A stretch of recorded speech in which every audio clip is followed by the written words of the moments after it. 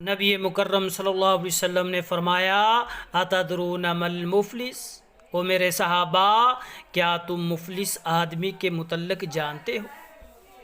صحابہ کیا کہتے ہیں؟ من لا درہم لہ ولا متاع،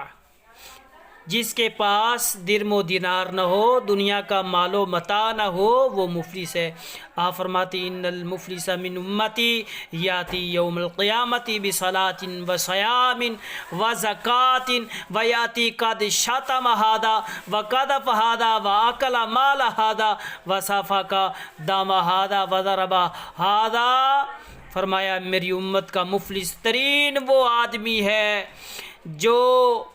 کل قیامت کے دن اس کے پاس نماز بھی ہوگی، روزہ بھی ہوگا، زکوٰۃ بھی لے کر آئے گا، اور آئے گا اس حالت میں کہ کسی کو گالی دے ہوگی، کسی پر بہتان لگایا ہوگا، کسی کا مال کھایا ہوگا، کسی کا خون بہایا ہوگا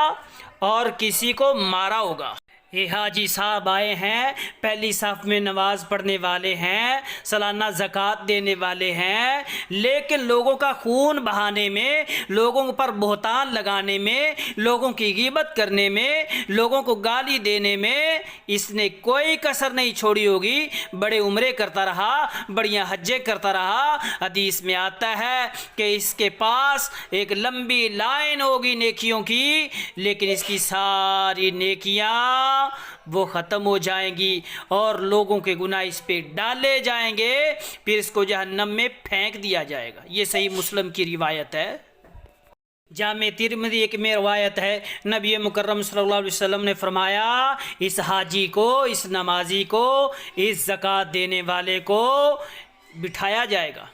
اور اس کے سامنے سب کو بٹھایا جائے گا، اور جن پر ان پہ ظلم کیا ہوگا، جن کو مارا ہوگا، جن کی زمین ہڑپ کی ہوگی، جن پہ بہتان لگایا ہوگا، گالی دی ہوگی، ان تمام کے بدلے میں اس کی نیکیاں مظلوموں کو دے دی جائیں گی۔ پھر اگر اس کے ظلموں کا بدلہ پورے ہونے سے پہلے اس کی نیکیاں ختم ہو جائیں گی تو مظلوموں کے گناہ لے کر اس پر رکھ دیے جائیں گے، اسے دے دیے جائیں گے اور اس کو جہنم میں ڈال دیا جائے گا۔ 24-18 یہ جامع ترمذی کی روایت ہے۔ ایک روایت میں آتا ہے من اقتطع من الارض شبرا ظلما یطوقہ یوم القیامت من 7 ارضین، جو شخص کسی کی زمین میں سے ایک برش کے برابر ناجائز قبضہ کرتا ہے، کل قیامت کے دن اس کو زمین کی 7 تہوں کا، 7 زمینوں کا جس پہ اس نے قبضہ کیا تھا، اس زمین کا طوق بنا کر اس کے گلے میں پہنا دیا جائے گا۔ قرآن مجید میں اللہ رب العزت فرماتے ہیں وَلَا تَأْكُلُوا أَمْوَالَكُمْ بَيْنَكُمْ بِالْبَاطِلِ، ایک دوسرے کا مال نقدی تم باطل طریقے سے نہ کھاؤ۔ مجید میں اللہ رب العزت فرماتے ہیں کل نفس ذائقۃ الموت وانما توفون اجورکم یوم القیامۃ فمن زحزح عن النار وادخل الجنۃ فقد فاز وما الحیاۃ الدنیا الا متاع الغرور۔ یہ سورہ آل عمران کی آیت ہے۔ اللہ رب العزت فرماتے ہیں کہ ہر جان نے موت کا ذائقہ چکھنا ہے، قیامت کے دن جو تم عمل کرو گے اس کے پورے پورے بدلے دیے جاؤ گے۔ جو شخص جہنم کی آگ سے بچا لیا گیا اور وہ جنت میں داخل کر دیا گیا، بے شک وہ بندہ کامیاب ہو گیا۔ فرمایا وَمَا الْحَيَاةُ الدُّنْيَا، دنیا کی زندگی صرف اور صرف دھوکہ ہے جو غاصبانہ کارروائی کرتا ہے، غاصبانہ ظالمانہ کارروائی کو شریعت اسلامیہ نے حرام قرار دیا ہے۔ ترمذی کی روایت ہے، نبی مکرم صلی اللہ علیہ وسلم فرمایا نفس المؤمن معلقۃ بدینہ حتی یقضی عنہ، مومن کی روح اس کے قرض کے ساتھ معلق رہتی ہے حتیٰ کہ اس کا قرض ادا کر دیا جائے۔ تو آج ہمارے ہاں کیا ہوتا ہے، بڑے بڑے ذمہ دار مولوی صاحب کو کہتے ہیں مولوی صاحب اعلان کر دیں، اعلان کرنے کے بعد وہ پھر لوگوں کا قرض نہیں دیتے،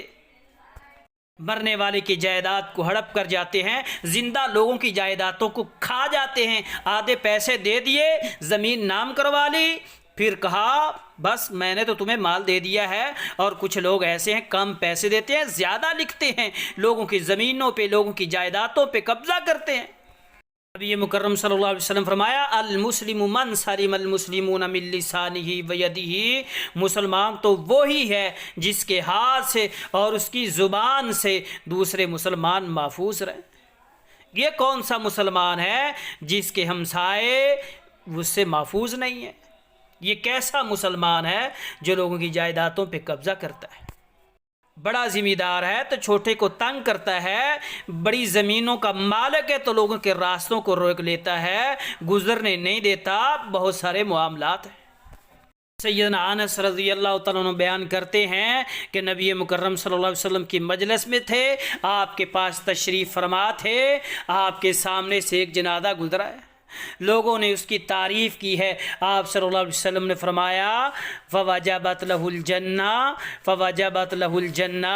فوجبت لہ الجنہ۔ کچھ دیر کے بعد ایک اور جنازہ گزرا، لوگوں نے اس کو برے الفاظ کے ساتھ یاد کیا ہے، آپ صلی اللہ علیہ وسلم فرمایا فواجبت، اس کے لیے واجب ہو گئی۔ سیدنا فاروق اعظم رضی اللہ تعالیٰ نے سوال کیا کہ کون سی چیز واجب ہوگی؟ آپ صلی اللہ علیہ وسلم نے فرمایا ھذا اثنیتم خیرا فوجبت لہ الجنہ، جس کی تم نے تعریف کی ہے اس کے لیے جنت واجب ہوگی ہے، وھذا اثنیتم علیہ شرا فوجبت لہ النار، یہ جس کے لیے تم نے برائی کی ہے، برا کہا ہے، برائی بیان کی ہے، فوجبت لہ النار، اس کے لیے جہنم کی آگ واجب ہو چکی۔ اور تم لوگ اللہ کی زمین پر اس کے گواہ ہو، مرنے والے کے حق میں زندہ لوگوں کی گواہی کو قبول کیا جاتا ہے، تو جو کسی کی جائیداد پہ قبضہ کرتا ہے اس کے مرنے کے بعد وہ لوگ کیا تعریف کریں گے؟